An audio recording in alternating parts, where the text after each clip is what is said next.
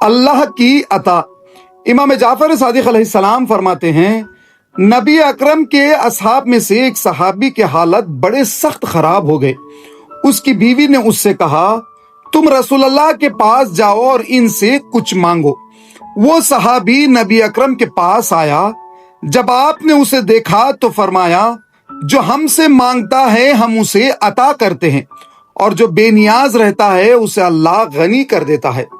اس صحابی نے خود سے کہا، نبی اکرم کے اس کلام کا مخاطب میرے علاوہ کوئی اور نہیں۔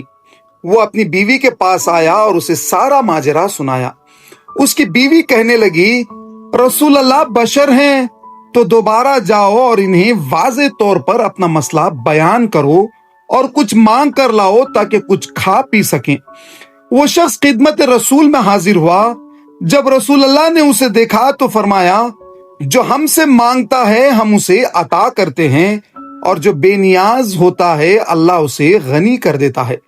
وہ صحابی اسی طرح 3 مرتبہ آتا جاتا رہا اور نبی اکرم سے کچھ مانگنے کی جرت نہیں کر سکا۔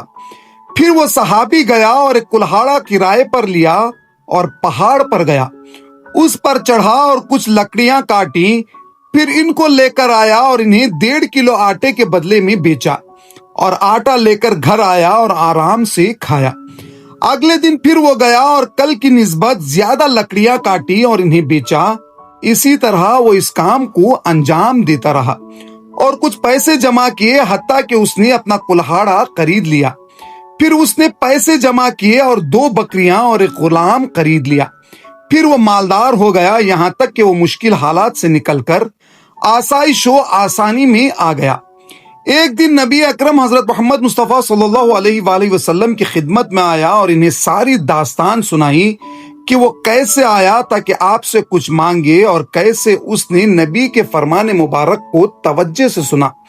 نبی اکرم صلی اللہ علیہ وآلہ وسلم نے فرمایا، میں نے تجھے کہا تھا کہ جو ہم سے مانگتا ہے ہم اسے عطا کر دیتے ہیں، اور جو بے نیاز رہتا ہے اللہ اسے غنی کر دیتا ہے۔